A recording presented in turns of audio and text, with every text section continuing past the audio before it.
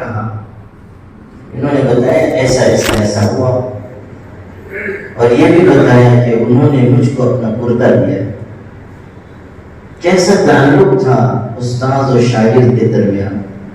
امام شافعی خود ایک معامل کے پہاڑ تھے، امام شافعی خود فقاہت میں امتیازی شان رکھنے والے انسان تھے، لیکن اپنے شاگرد کی ایسی عظمت ان کے دل میں تھی کہ ارشاد فرمایا احمد نے وہ کردہ تم کو دیا ہے، اس لیے میں تم سے مانگتا تو نہیں، لیکن آج رات کو اس کو کسی پانی کے برتن میں بھگو دینا اور صبح وہ پانی لے کر آنا، ہم برکت کے طور پر اس کو استعمال کریں گے۔ امام احمد ابن حنبل ان کے شاگرد تھے، لیکن وہ ایسے قدر شناس، ایسے محبت کرنے والے، امام احمد ابن حنبل کے مقام کو پہچاننے والے تھے۔ فرمایا احمد کا کردہ ہے، اس کو پانی میں ڈبونا اور اس کا غسالہ لے کر آنا، ہم برکت کے طور پر استعمال کریں۔ کیسا گہرا اور غیر معمولی تعلق تھا استاد اور شاگرد کے درمیان۔ خیر، جو آپ کو سنانا تھا وہ یہ کہ حضرت امام احمد ابن حنبل رحمۃ اللہ علیہ کا جب انتقال ہوا تو کسی نے ان کو خواب میں دیکھا، پوچھا کہ اللہ تعالیٰ نے آپ کے ساتھ کیا معاملہ فرمایا؟ حضرت امام احمد ابن حنبل نے ارشاد فرمایا کہ اللہ نے مجھ کو اپنے سامنے کھڑا کیا اور مجھ پر ہیرے جواہرات کی بارش کی، اور پھر ارشاد ہوا کہ احمد ہماری بنائی ہوئی جنت میں چلے جاؤ، اس لیے کہ اگر تمہیں جہنم میں ڈالنا ہوتا تو میں اپنے علم کا نور تمہارے سینے میں نہ رکھتا۔ یہ بات اصلاً آپ کو سنانی تھی کہ اگر تم کو دوزخ میں ڈالنا ہوتا تو میں اپنے علم کا نور تمہارے سینے میں نہ ڈالتا۔ اللہ اگر کسی کو اپنے پاک کلام کے حفظ کی سعادت دے، کسی کو عالم بننے کا موقع دے، کسی کے سینے کو اللہ علوم دین سے منور فرمائے، کسی کے رگ و ریشے میں خدمت دین کا جذبہ ڈالے، کسی شخص کو اللہ لاکھوں کروڑوں انسانوں میں سے چنے اس خدمت کے لیے جو کائنات کی سب سے عظیم خدمت ہے، یعنی تعلیم قرآن، خیرکم من تعلم القرآن وعلمہ، اگر اللہ کسی کا انتخاب کرے اس کام کے لیے جس کام کی ذمہ داری نبی اکرم صلی اللہ علیہ وسلم کو دی گئی تھی کہ انما بعثت معلما، مجھ کو استاد بنا کر بھیجا گیا، مجھے سکھانے والا بنا کر بھیجا گیا، مجھے درس دینے والا بنا کر بھیجا گیا ہے۔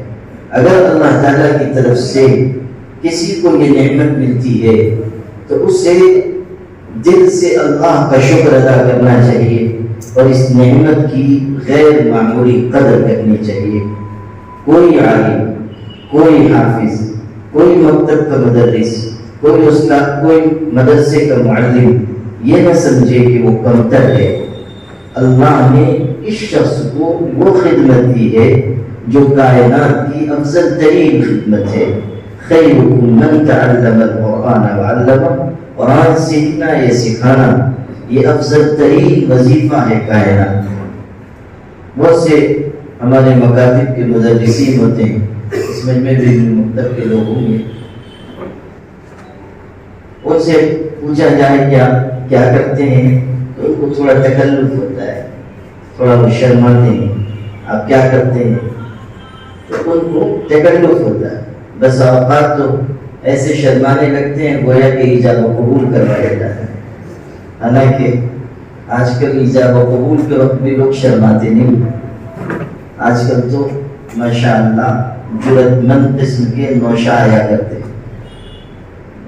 مجھ کو بہت نکاح پڑھانے کا موقع ملتا ہے اس لیے کہ پینوں لوگ پکڑ کے لے جاتے ہیں نکاح پڑھانے، بس اوقات ایک مجلس میں 50 100 نکاح پڑھانے تو بہت تجربے ہوتے ہیں۔ ایک جگہ میں نکاح پڑھا رہا تھا، ابھی میں نے آدھا ہی جملہ کہا، مکمل بھی نہیں، آدھا ہی کہا، وہ نوشا اتنا اجرت پسند تھا، اس نے کہا میں نے قبول کیا۔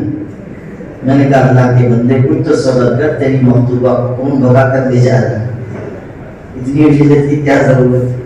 ابھی میں نے جملہ پورا بھی نہیں کیا اور تم کہتے ہو کہ میں نے قبول کیا۔ تو مکتب کے مدرس سے اگر پوچھا جائے تو کبھی کبھی اس کو تکلف ہوتا ہے۔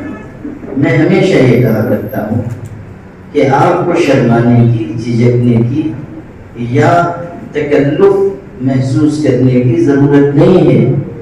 آپ کو تو احساس شکر بلکہ احساس فخر کے ساتھ کہنا چاہیے کہ میں کائنات کی افضل ترین خدمت انجام دے رہا ہوں، میں نسلوں کے دین و ایمان کی حفاظت کا فریضہ انجام دے رہا ہوں۔ اللہ نے مجھے یہ موقع دیا ہے کہ میں بچوں اور بچیوں کے دل پر توحید کی عظمت نقش کروں تاکہ وہ زندگی کی آخری سانس تک اللہ اور اس کے رسول کے وفادار بن کر جیے۔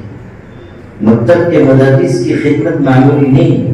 بہت سے لوگ یہ سمجھتے ہیں کہ مدرسے میں پڑھانے والے وہ زیادہ بڑی خدمت انجام دے رہے ہیں، مکتب کے لوگ چھوٹی خدمت انجام دے رہے ہیں۔ ایسا نہیں ہے۔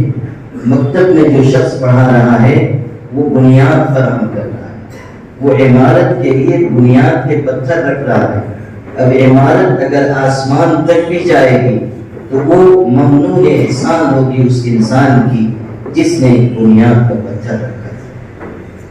کوئی انسان بہت بڑا عالم ہو جائے، بہت بڑا واعظ و فقیہ ہو جائے، امامت کے درجے پر پہنچ جائے، فقاہت میں ممتاز ہو جائے، تصنیف و تعریف کی وادی میں شہسوار کہلائے، یا قیادت کی کسی منصب تک پہنچ جائے، قائد و رہبر ملت کہلائے، تب بھی یقین مانیے جو کچھ اس کی خدمت ہے اللہ اس کو تو اجر دے گا، لیکن مکتب میں جس معلم نے اس کو بٹھا کر پہلے حروف کی پہچان کرائی تھی، قاعدہ پڑھایا تھا اور ناظرے کی تعلیم دی تھی، اللہ اس معلم کو بھی اس کی خدمت کی اجر سے محروم نہیں رکھے۔ میں نے ایک دفعہ غور کیا کہ جتنے بڑے بڑے لوگ اس امت میں پیدا ہوئے، مثال کے طور پر ایک شخص بتاتا ہوں، ہم سب نام لیتے ہیں تو عظمت سے سر جھکاتے ہیں، امیر المؤمنین فی الحدیث محمد ابن اسماعیل البخاری، امام بخاری رحمۃ اللہ علیہ۔ دنیا میں ان کو مانتی، دنیا ان کو سر آنکھوں میں بٹھاتی، ان کی لکھی ہوئی کتاب اصح الکتب بعد کتاب اللہ ہے۔ ان کی شان ایسی ہے کہ میرے والد فرماتے تھے کہ اللہ نے امام بخاری کا نام دنیا میں وہاں تک پہنچایا ہے جہاں تک چاند سورج کی کرنیں پہنچتی ہیں۔ اللہ نے ان کو وہ عزت بخشی کہ کائنات میں بہت کم لوگوں کو وہ احترام حاصل ہوا۔ آپ دیکھیے اس ملت میں مختلف طبقات ہیں، مختلف مسالک ہیں، مختلف مکاتب فکر ہیں، لیکن امام بخاری کے نام پہ سب کا اتفاق ہے۔ امام بخاری کو ہر طبقے کا انسان مانتا ہے، ان کی کتاب کا ہر شخص حوالہ دیتا ہے، کوئی عالم، کوئی صوفی ہو، کوئی واعظ ہو، کوئی مصنف ہو، کوئی مقرر ہو، اس کی تقریر، اس کی تحریر، اس کی تصنیف، اس کی مجلس اس وقت تک مکمل نہیں ہوگی جب تک کہ امام بخاری کی بیان کی ہوئی کسی روایت کو حوالہ رکھے۔ اللہ نے یہ عظمت عطا کی۔ میں ایک دفعہ حرم شریف میں تھا، جمعہ کا دن تھا، بہت بڑا مجمع، غالباً رمضان تھا، لاکھوں لاکھ لوگ اکٹھا، اور جمعہ کے دن حرم شریف میں خانہ کعبہ کے زیر سایہ منبر لایا جاتا ہے، وہاں سے امام خطبہ دیتا ہے، پہیہ لگا ہوا ہے، ممبر کو بلایا جاتا ہے اور خانہ کعبہ کے سائے میں ممبر رکھا جاتا ہے، اور اس پر امام جب وہ افروز ہوتے ہیں خطبہ دیتے ہیں۔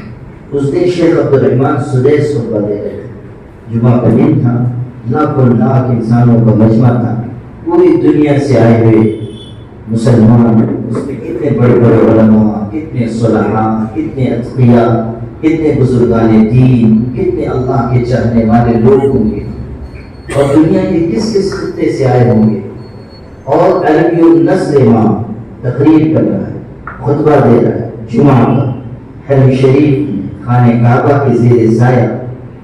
میں نے کئی دفعہ خطبے میں شیخ عبدالرحمن سدیس کو یہ کہتے ہوئے سنا، روایت بیان کی، اس کے بعد کہا رواہ الامام البخاری فی صحیح، اور ان کے لیے دعائیہ کلمات کہے، تعظیم و تکریم کے الفاظ سے ان کا نام لیا کئی دفعہ، تو بے اختیار میری آنکھوں سے آنسو بہہ پڑے کہ یہ امام بخاری کوئی عربی شخص نہیں ہے، عجمی شخص ہے، بخارا میں پیدا ہوئے، بخارا کوئی عرب میں نہیں، لیکن اللہ نے ان کو ایسی مقبولیت عطا کی کہ آج لاکھوں لاکھ مسلمانوں کے اجتماع میں بار بار ان کا نام لیا جاتا ہے، عربی النسل امام نام لیتا ہے، خانہ کعبہ کے زیر سایہ میں بنے وہاں ان کا نام لیا جاتا ہے، اور عزت اور احترام کے القاب ان کے نام کے ساتھ استعمال کیے جاتے ہیں۔ اس سے بڑی عزت مسلمان کے لیے کیا ہو سکتی ہے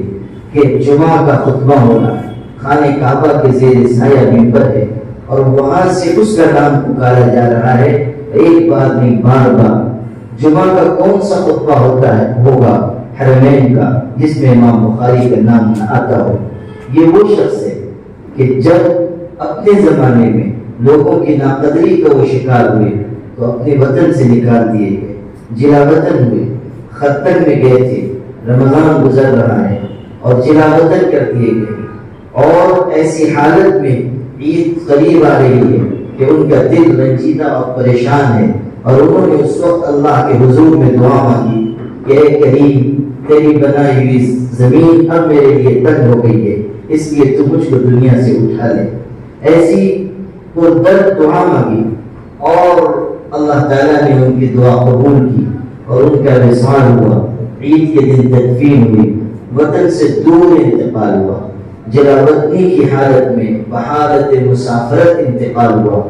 ایک وقت وہ تھا جب انہوں نے مشقت جھیلی، اللہ کے دین کے لیے تکلیفیں اٹھائیں، انہوں نے حدیث شریف کو بے عزت ہونے سے بچایا، انہوں نے استغنا اور خودداری کا ثبوت دیا، اور حاکم وقت کی مخاصمت برداشت کی، لیکن پھر اللہ نے ان کو عظمت دی کہ جب ان کی تدفین ہوئی تو قبر اس طرح خوشبو سے مہک اٹھی کہ لوگ حیران ہوئے، اور مدت تک ان کی قبر کی مٹی اٹھا کر لوگ لے جاتے تھے، خوشبو کے طور پر، برکت کے طور پر استعمال کرتے تھے۔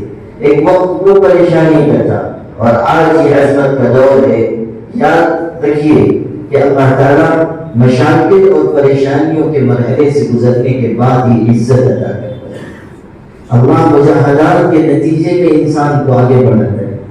جو بات آپ کو سنانی تھی اس پورے پس منظر میں وہ یہ ہے کہ امام بخاری کتنے بڑے امام بنے، کتنے بڑے محدث بنے، علی الاطلاق حدیث شریف کے فن میں ان کو امام مانا گیا۔ اتنا بڑا انسان 1200 سال میں اس امت میں نہیں پیدا جتنے بڑے امام بخاری تھے۔ میں نے یہ سوچا کہ امام بخاری کو اللہ تعالیٰ کتنا اجر عطا کرتا ہوگا۔ کسی ہر مدرسے میں بخاری شریف پڑھائی جاتی ہے جہاں عالمیت کی پڑھائی ہو، اور وہاں بار بار ان کا نام لیا جاتا ہے، ان کے لیے دعائیں کی جاتی ہیں، اور ان کا پیغام پوری دنیا میں عام ہے۔ اس ملک سے لے کر دنیا کے آخری کنارے تک بخاری شریف کی تدریس ہوتی ہے۔ آپ غور کیجئے کہ قبر میں، ان کی قبر میں کتنی نیکیاں پہنچتی ہوں گی۔ اب اس کے بعد یہ سوچئے کہ جس مکتب میں استاد نے ان کو پہلا سبق پڑھایا اور ان کو حروف کی پہچان کرائی اور ان کو ناظرے کی تعلیم دی اور ان کی ابتدائی تعلیم میں وہ شریک رہا، کیا اللہ تعالیٰ اس استاذ کو اس اجر سے محروم فرمائے گا؟ جو اجر امام بخاری رحمۃ اللہ علیہ کے نام اعمال میں لکھا جا رہا ہے، جو ان کی قبر میں پہنچ رہا ہے، اللہ تعالیٰ اس سے ان کے اساتذہ کو بھی حصہ دے گا، اور مکتب میں پڑھانے والا وہ استاذ جس نے ان کی ابتدائی تعلیم میں ان کے اوپر محنت کی، اللہ تعالیٰ اس کو بھی اجر و ثواب سے نوازے گا۔ اس لیے یہ معمولی منصب نہیں ہے، اللہ تعالیٰ نے ہمیں بڑی خدمت کی توفیق دی ہے، اس کی ہمیں قدر کرنی چاہیے، اور جو ذمہ داری ہم پر ہے اس ذمہ داری کو اچھی طرح انجام دینے کی کوشش کرنی چاہیے۔ نعمت جتنی بڑی ہو اس کی قدر اسی اعتبار سے انسان پر لازم ہوتی ہے، شکر اتنا ہی زیادہ کرنا چاہیے، اور شکر صرف یہ نہیں ہے کہ زبان سے انسان کہے کہ اللہ تیرا شکر ہے، بلکہ انسان کو اپنے عمل سے اس نعمت کی قدردانی کر کے دکھانا چاہیے۔ حضرت خواجہ جنید بغدادی رحمۃ اللہ علیہ جو ہمارے سلسلے کے بزرگ ہیں، ہمارا سلسلہ قادری اور نقشبندی اور مجددی سلسلہ ہے، اور اس میں بزرگوں کا اجتماع ہے، جو اساتین فن ہیں تصوف کے، وہ اس شاخ میں جو ہم لوگوں کی اس سلسلے کی ہے اللہ کی کرم سے جمع ہو گئے۔ حضرت جنید بغدادی بھی ہیں، حضرت شیخ عبد القادر جیلانی بھی ہیں، حضرت مجدد الفسانی بھی ہیں، حضرت خواجہ حسن بصری بھی ہیں، اور متأخرین میں حضرت شاہ فضل رحمٰ جیسے عظیم و عبقری ولی کامل ہیں۔ ہمارے حضرت رحمۃ اللہ علیہ کہتے تھے کہ اللہ نے اپنے کرم سے ہمارے اس سلسلے کو تصوف کے سلاسل میں سلسلۃ الذہب بنایا ہے، اس لیے کہ عام طریقے پر اتنے بڑے بڑے اکابر اولیاء کسی ایک شجرے میں جمع نہیں ہوتے۔ حضرت خواجہ جنید بغدادی رحمۃ اللہ علیہ اپنی جوانی کے زمانے میں حج کے لیے تشریف لے گئے تھے، وہاں اولیاء کا اجتماع ہوا، اور بڑے بڑے اولیاء جمع تھے، اور آپس میں گفتگو ہو رہی تھی، شکر کی حقیقت پر بات چیت ہو رہی تھی، شکر کی حقیقت پر بات چیت ہو رہی تھی۔ جو اکابر اولیاء تھے انہوں نے اپنی اپنی بات کہی، یہ نوجوان تھے، اس وقت شہرت بھی نہیں ہوئی تھی، آخر میں ان سے کہا گیا کہ وہ جوان تم بھی تو کچھ کہو، تم بھی کچھ بیان کرو کہ شکر کی حقیقت تمہاری نگاہ میں کیا ہے۔ حضرت خواجہ جنید بغدادی نے کتنی خوبصورت بات کی، فرمایا کہ اس حقیر کی نگاہ میں شکر کی حقیقت یہ ہے کہ اللہ تستعان بنعم اللہ علی معاصی، کہ اللہ تعالیٰ کی نعمتوں کو اس کی نافرمانی کے کاموں میں استعمال نہ کیا جائے، یہ شکر کی حقیقت ہے۔ وہ اکابر اولیاء جو موجود تھے انہوں نے تحسین کی اور کہا کہ سب سے بہترین بات آپ نے بیان کی، سب سے خوبصورت بات آپ نے بیان کی، اللہ تستعان بنعم اللہ علی معاصی، اللہ نے جو نعمت دی ہے اس کی قدر کرنا، اس کا شکر ادا کرنا، اس نعمت کو صحیح مسلک میں استعمال کرنا، اس نعمت کو بڑھانے کی کوشش کرنا، یہ ہماری ذمہ داری ہے۔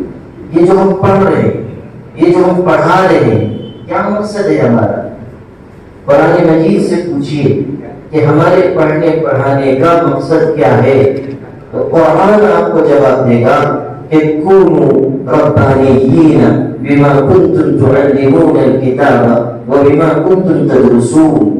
لوگوں سنو، تمہارے پڑھنے پڑھانے کا مقصد یہ نہیں ہے کہ تم مشہور ہو جاؤ یا پیسے کماؤ یا اپنے آپ کو دنیا کے انسانوں کی نگاہ میں عالم یا معلم بنا کر پیش کرو۔ مقصد یہ ہے، پڑھنے پڑھانے کا مقصد یہ ہے کہ تم اللہ والے بن جاؤ۔ ربانیین، یہ لفظ قرآن نے استعمال کیا، ربانی بنو، اللہ والے بنو، اپنے آپ پر توجہ دو، اپنے دل کی حالت کو درست کرو، اپنے اندر بہترین صفات پیدا کرو، اپنے اندر وہ اخلاق پیدا کرو جو اچھے علماء کے ہوتے ہیں، اپنے اندر وہ اوصاف پیدا کرو جو ایک سچے عالم کے اوصاف ہیں۔ اس طرح نہ زندگی گزارو جیسے دنیا کے انسان زندگی گزار رہے ہیں، مال و جاہ کے حریص بن کر زندگی نہ گزارو، دنیا کے اسباب پر نظر نہ ڈالو، اپنے آپ کو فرائض کی ادائیگی سے الگ نہ کرو کہ یہ نقصان دہ ہے اور تمہاری عاقبت کے برباد ہونے کا خدا خواستہ ذریعہ ہو جائے گا۔ عالم ربانی کون ہے؟ عالم ربانی وہ جس کا دل کچلا اور شفاف ہو، جس کے دل کے اندر اللہ کی محبت ہو، اللہ کی معرفت ہو، جس کی آنکھوں میں حیا ہو، جس کی زبان پہ سچائی ہو، جو اپنی ذمہ داری کو پوری دیانت اور امانت کے ساتھ ادا کرنے والا ہو۔ عالم ربانی کون؟ جس کے اندر تواضع ہو، انکساری ہو، عبدیت اور فنائیت ہو۔ عالم ربانی کون؟ جس کے اندر خلق خدا پر شفقت ہو، جس کے اندر بچوں اور بچیوں کو امت کی امانت سمجھ کر ان کو تراش خراش کر ہیرے کی شکل دینے کا جذبہ ہو۔ عالم ربانی کون؟ جس کے اندر اللہ کی اطاعت، پیغمبر کے حکم کی تعمیر اور خلق خدا کی خدمت کا جذبہ ہو۔ حضرت مولانا احمد علی لاہوری رحمۃ اللہ علیہ جو قرآن کے عظیم مفسر تھے، انہوں نے کتنی خوبصورت بات کہی۔ فرمایا کہ اگر میں سفر میں جا رہا ہوں اور پلیٹ فارم پر ہوں، ایک قدم میرا ٹرین کے پائدان پر ہو، ایک قدم پلیٹ فارم پر ہو، اس وقت کوئی مجھ سے پوچھے کہ احمد علی پورے قرآن کا نچوڑ بتا دو، تو میں ٹرین میں سوار ہونے سے پہلے پورے قرآن کا نچوڑ بتا دوں گا۔ لوگ حیران ہوئے کہ اتنے کم وقت میں پورے قرآن کا نچوڑ کیسے بتائیں گے؟ انہوں نے ارشاد فرمایا کہ دیکھو پورے قرآن کا نچوڑ یہ ہے کہ اللہ کو عبادت سے، پیغمبر کو اطاعت سے اور خلق خدا کو خدمت سے خوش رکھو۔ یہ پورے قرآن کا نچوڑ ہے، یہ پورے قرآن کا خلاصہ ہے۔ یہ جذبہ جب تک ہمارے اندر نہیں آئے گا اس وقت تک ہم عالم ربانی نہیں بن سکتے۔ اگر ہم معصیت میں ہیں، نافرمانی میں ہیں، کہیں سرکشی اور گناہ کے کام ہماری زندگی میں ہیں، کہیں حقوق العباد ضائع ہو رہے ہیں، تو پھر ہم باوجود علم کے عالم ربانی نہیں ہیں۔ معلومات کا نام علم نہیں ہے، علم خشیت کا نام ہے۔ انما یخشی اللہ من عبادہ العلماء۔ خشیت آئے، تقویٰ آئے، احتیاط آئے۔ ہمارے اکابر جو علماء ربانیین تھے ان کی صفت یہی تھی کہ ان کے اندر اللہ تعالیٰ کا ڈر تھا، وہ خلوت و جلوت میں اللہ تعالیٰ سے خوف رکھنے والے تھے۔ وہ کوئی ایسا کام بھی انجام دینے سے رکتے تھے جو خلاف اولا ہو، کوئی ایسا کام اختیار نہیں کرتے تھے کہ جو استحباب کے خلاف ہو۔ حرام بات جانے دیجیے، گناہ کا کام جانے دیجیے۔ حضرت مرزا مظہر جانے جانا کے بارے میں ہے کہ وہ استنجا خانے میں جا رہے تھے، اچانک بے ہوش ہو کر گر گئے۔ لوگ دوڑے، مریدین دوڑے، اٹھا کر لایا گیا۔ کچھ دیر کے بعد ہوش آیا تو لوگوں نے پوچھا کہ حضرت کوئی بیماری پیش آ گئی، چکر آ گیا، کیا ہوا؟ حضرت نے فرمایا نہیں، آج زندگی میں پہلی مرتبہ خلاف معمول بھول سے میں نے استنجا خانے میں دایاں قدم پہلے رکھ دیا، خلاف سنت عمل ہو گیا، اس کی وجہ سے صدمے کی شدت میں بے ہوش ہو گیا۔ غور کیجیے، ایک سنت ترک ہوئی وہ بھی بھول سے، غفلت میں، تو ایسا صدمہ ہوا کہ بے ہوش ہو گیا۔ حضرت مولانا مظفر حسین قادری جو قریب کے بزرگ گزرے، بہت ہی محتاط اور متقی شخص تھے۔ ان کے پیٹ میں کوئی مشتبہ لقمہ، ان کا پیٹ کوئی مشتبہ یا حرام لقمہ برداشت نہیں کرتا تھا، قید ہو جاتی تھی۔ اتنے متقی تھے کہ اس زمانے میں تانگے سے سفر ہوتا تھا، وہ جاتے ہوتے تھے اور کوئی آتا کہ حضرت یہ میرا خط ہے، آپ فلاں بستی میں جا رہے ہیں، میرا رشتہ دار ہے، اس کو پہنچا دیجیے گا۔ تو وہ کہتے تھے کہ میں پہلے تانگے والے کو بتاؤں گا یہ خط میرے سامان میں بڑھ رہا ہے، اگر وہ اجازت دے گا تو لے سکتا ہوں ورنہ نہیں لوں گا، اس لیے کہ جو سامان میں نے بتایا تھا یہ اس پر اضافہ ہے۔ ایک لفافے کا کیا وزن ہوتا ہے، لیکن احتیاط ان کی دیکھیے کہ لفافے کا وزن بڑھ رہا ہے، جب تک تانگے والا اجازت نہیں دے گا میں نہیں رکھ سکتا۔ آپ غور کیجیے، ان کا ایک واقعہ آپ کو سناؤں۔ یہ سفر کر رہے تھے قافلے کے ساتھ اور خواتین بھی تھیں۔ اس زمانے میں ڈاکے اور رہزنی کے خوف سے لوگ قافلے کی شکل میں سفر کرتے تھے، چنانچہ قافلہ رواں دوا تھا۔ ایک علاقے سے گزر رہے تھے کہ ڈاکوؤں کا حملہ ہو گیا۔ جب ڈاکوؤں کا حملہ ہوا تو ڈاکوؤں کا مزاج یہ تھا کہ وہ مال بھی لوٹتے تھے اور عورتوں کو بھی بے عصمت کر دیتے تھے، ان کی عزت لوٹتے تھے۔ تو مولانا مظفر حسین جو قافلے کے امیر تھے وہ آگے آئے۔ جب حملہ ہو گیا تو یہ آگے آئے، ڈاکوؤں سے کہا کہ جو تمہارا سردار ہو اس کو بلاؤ۔ چنانچہ سردار کو بلایا گیا. انہوں نے کہا کہ دیکھو تم لوگوں نے حملہ تو کر دیا اور مال تم لوٹ کر لے جاؤ گے, مجھ سے معاہدہ کر لو, جتنا مال قافلے میں ہے کوئی ایک چیز بھی نہیں چھپائے گا, سارا مال میں خود جمع کر کے تم کو دے دوں گا, لیکن یہ وعدہ کرو کہ کسی عورت کی عزت پہ ہاتھ نہیں ڈالو, کسی عورت کو تکلیف نہیں دو گے, سارا مال میں تم کو دے دوں گا. اس نے کہا ٹھیک ہے. چنانچہ حضرت مولانا نے پورے قافلے کو جمع کیا اور کہا کہ جس کے پاس جو سامان ہے سب دے دیں, عورتیں زیورات دے دیں, مرد قیمتی سامان دے دیں. سارا سامان جمع کیا اور اپنے ہاتھ سے ڈاکوؤں کے سردار کے سپرد کیا. ان ڈاکوؤں نے بھی معاہدے کے مطابق راستہ چھوڑ دیا اور یہ قافلہ آگے بڑھ گیا. جب آگے پہنچے چند منزل آگے تو ان کے خاندان کی کسی خاتون نے دوسری خاتون سے کہا کہ تم لوگ بیوقوف ہو, تم لوگوں نے اپنا سارا زیور دے دیا, مجھ کو دیکھو میں نے تو اپنا زیور چھپا لیا اور میرا زیور بچ گیا. یہ خوشی خوشی وہ دوسری خاتون کو بتانے لگی. تو اس خاتون نے یہ بات تیسری سے کہی, ہوتے ہوتے وہ بات حضرت تک پہنچی. حضرت رحمۃ اللہ علیہ اب دیکھیے تقویٰ ہوگا, انہوں نے کہا اس خاتون سے, ان کے خاندان کی تھی, کہ تم نے بہت ہی غلط کام کیا, تم نے امانت میں خیانت کی. میں نے وعدہ کیا تھا کہ ایک سامان دے دوں گا, لاؤ وہ زیور مجھ کو دو. وہ زیور انہوں نے لیا اور اس کے بعد تنے تنہا واپس لوٹے, ڈاکوؤں کے علاقے کی طرف اکیلے واپس گئے تو دیکھا کہ ڈاکو ایک درخت کے نیچے جمع ہیں, لوٹ کا مال آپس میں تقسیم کر رہے ہیں. ان کو اکیلا آتا ہوا انہوں نے دیکھا تو حیران ہو گئے کہ آج تک تو کبھی کوئی اس طرح لوٹ کر نہیں آیا اور تنے تنہا یہ آدمی چلا رہا ہے, کیا بات ہے؟ تو ڈاکوؤں کے سردار نے ڈپٹ کر پوچھا کیسے آئے؟ انہوں نے کہا دیکھو ناراض نہ ہونا, ایک غلطی ہو گئی, میں نے تم سے یہ وعدہ کیا تھا کہ جتنا مال ہے سب تم کو دے دیا جائے گا. ایک عورت نے نادانی سے ایک زیور چھپا لیا تھا, یہ وعدے کی خلاف ورزی ہو گئی, یہ تمہارا تھا اس لیے کہ وعدہ تھا کہ سارا مال دے دیا جائے گا, تو میں یہ واپس کرنے آیا ہوں اور غلطی ہو گئی, اس پر معافی مانگنے آیا ہوں, یہ دے دو میں واپس جاتا ہوں. ڈاکوؤں کے سردار نے جب یہ سنا تو وہ چونک گیا. اس نے کہا کہ اس کو یہ علم تو تھا کہ قافلہ کا یہ قافلہ ہے. جب اس نے یہ بات سنی تو حضرت مولانا مظفر حسین کا تقویٰ, ان کی احتیاط پورے علاقے میں مشہور تھی.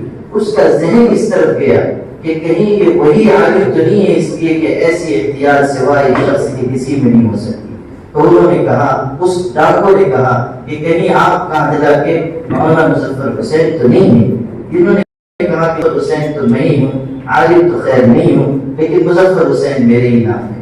بس اتنا سننا تھا کہ وہ ڈاکوؤں کا سردار روٹ پڑا اور حضرت کے قدموں میں گر گیا اور اس نے کہا کہ آپ جیسے نیک انسان کو اور ان کے خاندان کو لوٹ کر ہم کبھی خوش نہیں رہ سکتے, اور آپ کے اس عمل نے ہماری آنکھیں کھول دی ہیں. آپ سامان سب لے جائیے اور ہم کو بھی توبہ کرا کے جائیے تاکہ ہم بھی اچھی نیکی اور شرافت کی زندگی گزاریں. یہ ہمارے بڑوں کا کردار ہے, یہ تقویٰ اور احتیاط ہے. ایک ڈاکو سے کیے گئے وعدے کو بھی نبھا رہے ہیں, یہ سوچ کر کہ اللہ کے ہاں جواب دہی سے بچ سکے. میرے بھائیوں, عالم ربانی انسان اس وقت تک نہیں بنے گا جب تک کہ اس کے اندر اللہ کا ڈر نہ آئے, خدا کا تقویٰ نہ آئے, احتیاط نہ آئے, تواضع اور انکساری نہ آئے. صفات کے بغیر کوئی عالم اچھا عالم نہیں ہو سکتا. صفات کے بغیر کوئی عالم بہترین اللہ کے ہاں کامیاب ہونے والا عالم نہیں بن سکتا. یہ جو آج ہماری باتوں کی تاثیر چلی گئی, یہ جو آج ہماری شخصیتوں کا وزن ختم ہو گیا, یہ جو آج ہماری خدمت کے اندر گہرائی نہیں پیدا ہو رہی ہے, یہ جو اتنی بڑی جماعت ہماری ہے اور اس کے باوجود ملت پیچھے ہوتی جا رہی ہے, اس میں ہمارا اپنا بہت بڑا قصور ہے. ہم غلطیوں میں پڑ رہے ہیں, ہم مال و جاہ کی طرف لپک رہے ہیں, ہم تنہائیوں کے گناہوں کا شکار ہو رہے ہیں. ابن الجوزی رحمۃ اللہ علیہ کتنے بڑے امام تھے, کتنے بڑے واعظ و خطیب تھے. ان کے بارے میں یہ بات ہے کہ تقریر فرماتے تھے تو ایک لاکھ کا مجمع ہوتا تھا, لوگ شدت تأثر سے بے ہوش ہو جاتے تھے. ابن الجوزی رحمۃ اللہ علیہ اپنی ایک کتاب میں یہ بات لکھی ہے کہ رأيت أقواما ينتسبون إلى العلم رأيت أقواما ينتسبون إلى العلم فأمهلوا نزل الحق عز وجل إليهم في الخلوات فمحا محاسن ذكرهم في الجلوات. کہ میں نے کچھ علماء کو دیکھا کہ ان کے اندر سے خوف خدا نکل گیا اور وہ تنہائیوں کے گناہ سے بچنا انہوں نے چھوڑ دیا. تو اس کا نتیجہ یہ ہوا کہ اللہ تعالیٰ نے ان کی محبت لوگوں کے دل سے نکال دی.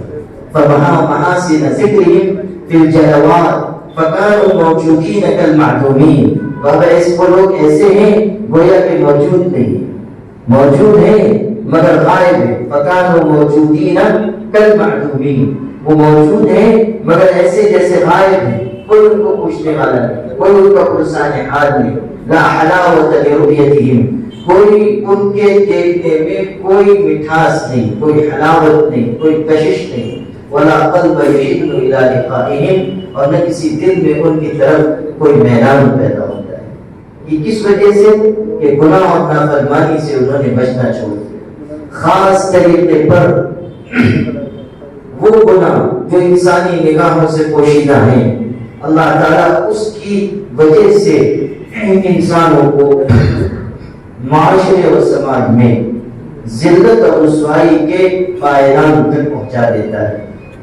یاد رکھیے گا حدیث پاک میں یہ بات ہے، قیامت کے دن تہامہ پہاڑ کے برابر لوگ نیکیاں لے کر آئیں گے، لیکن ان کو دوزخ میں ڈالا جائے گا، دوزخ میں ڈالا جائے گا. حضور صلی اللہ علیہ وسلم فرمائے قیامت کے دن کچھ لوگ تہامہ پہاڑی کے برابر نیکیاں لے کر آئیں گے مگر ان کو دوزخ میں ڈالا جائے گا. صحابہ نے پوچھا اللہ کے رسول یہ کس وجہ سے ہوگا، جب اتنی نیکیاں لے کر آئیں گے دوزخ میں کیوں ڈالے جائیں گے؟ حضور نے فرمایا اس لیے کہ اذا خلوا بمحارم اللہ انتهكوها، ان کی حالت یہ تھی کہ جب تنہائیوں میں جاتے تھے تو اللہ کے حرام کی بھی چیزیں انجام دیتے تھے. تنہائیوں کے گناہ ان کو دوزخ تک لے جائیں گے، حالانکہ بہت سی نیکیاں وہ لے کر جائیں گے، بہت سے حسنات وہ لے کر جائیں گے، بہت سے خیر کے کام وہ لے کر جائیں گے.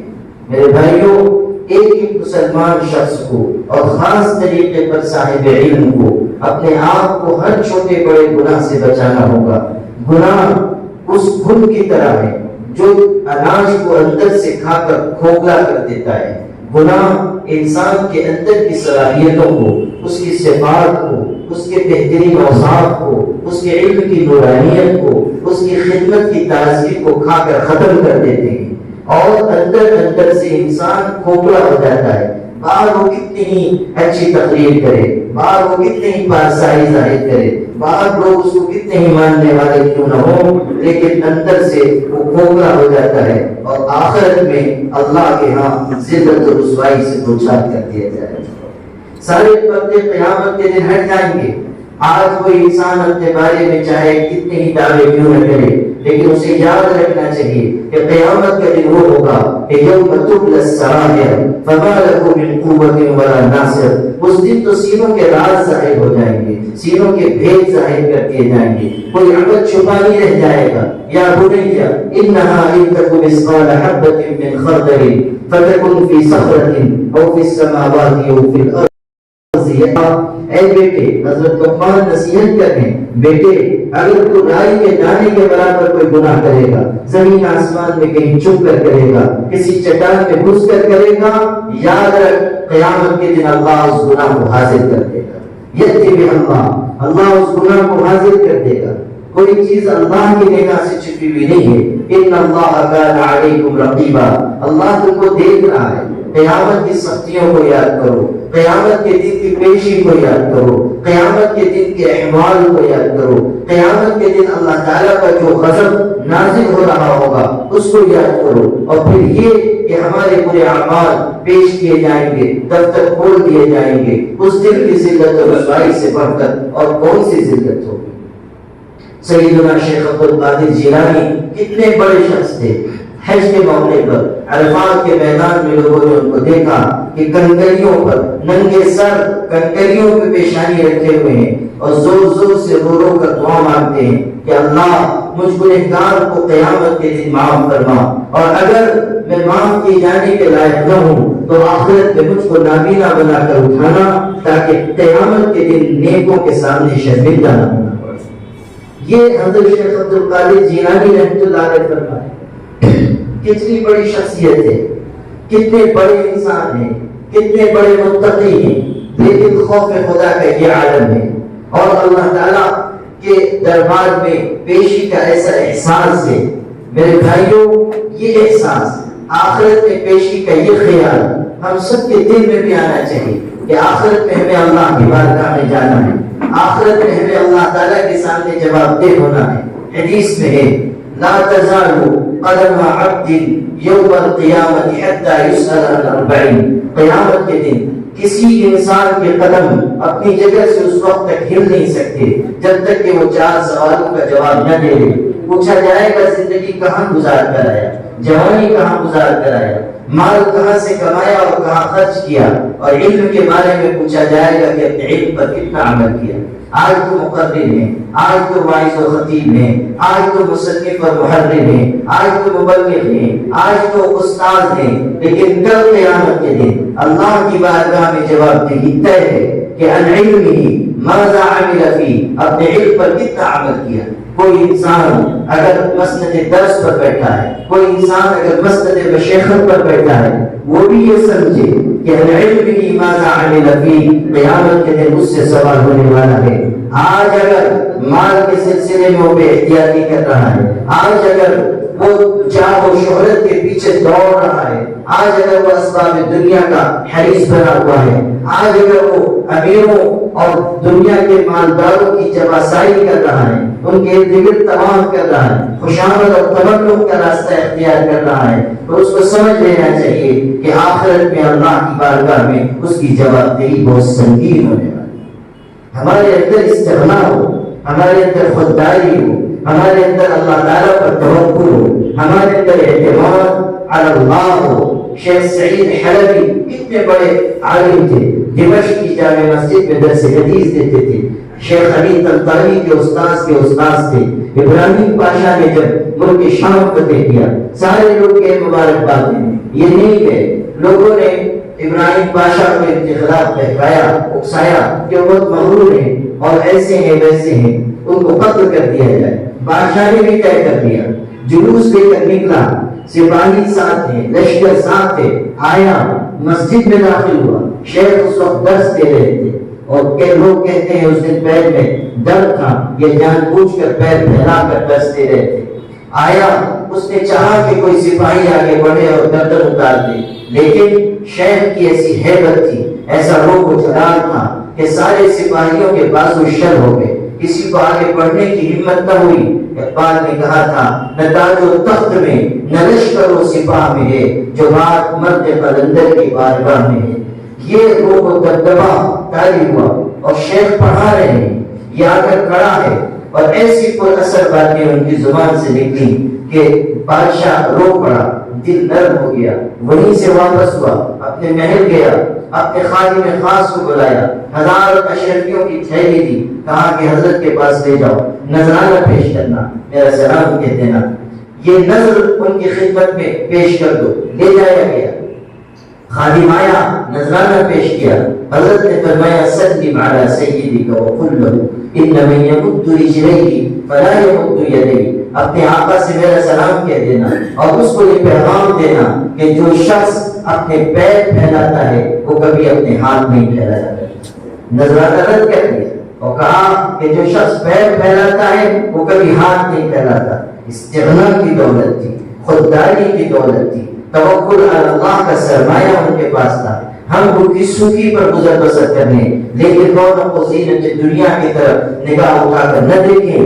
لا تمدن عینیک الی ما متعنا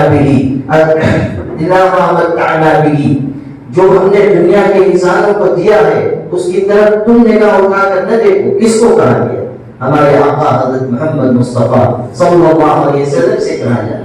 آپ کون سے اسباب دنیا کی طرف نظر اٹھا کر دیکھنے والے تھے؟ لیکن یہ نصیحت در حقیقت امت کو ہے، اور خاص طریقے پر وارثین انبیاء کو ہے کہ تم اپنے اندر خودداری پیدا کرو، اسباب اور زینت دنیا کو دیکھ کر فریفتہ نہ ہو جاؤ، آرائش و زیبائش کے پیچھے نہ بھاگو، مال و اسباب کی جمع کرنے میں نہ لگ جاؤ، اس لیے کہ یہ تمہارا کام نہیں ہے۔ عبد الدرہم والدینار نہ بنو، اللہ تعالیٰ کی ذات پر توکل اور اعتماد کرتے ہوئے اس طرح زندگی گزارو کہ اللہ تعالیٰ دنیا خود تمہارے قدموں تک پہنچائے، اسباب خود تمہارے قدموں تک پہنچائے۔ حضرت مولانا قاسم نانوتوی رحمۃ اللہ علیہ نکل رہے تھے مسجد سے، اور ایک بہت امیر ان کا عقیدت مند آیا، اس نے بڑی رقم نذرانے میں پیش کی، حضرت نے رد فرما دیا، منع کر دیا کہ میں قبول نہیں کروں۔ جاتے ہوئے حضرت کی جوتیوں میں وہ رقم رکھ دی اور رکھ کر چلا گیا۔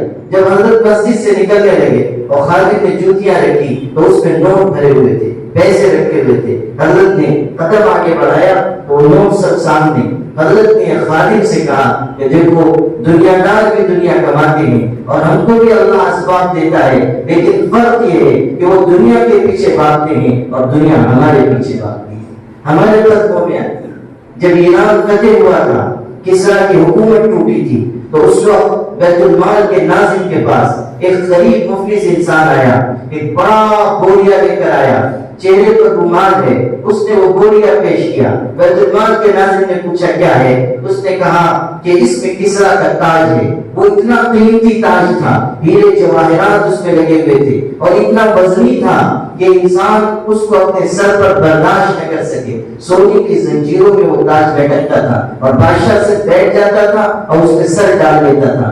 ایسا قیمتی تاج تھا کہ اگر اس کو رکھ دیا جاتا تو 7 نہیں 14 پشتوں کے کام آتا، لیکن وہ غریب انسان لا کر بیت المال میں جمع کرا رہا ہے۔ بیت المال کے ناظم نے کہا امتحان کے طور پر کہ یہ تم کو ملا تھا، اگر تم چھپا لیتے کوئی دیکھنے والا تو تھا نہیں، تم بھولے سے غریب معلوم ہوتے ہو، تمہارا کام بن جاتا۔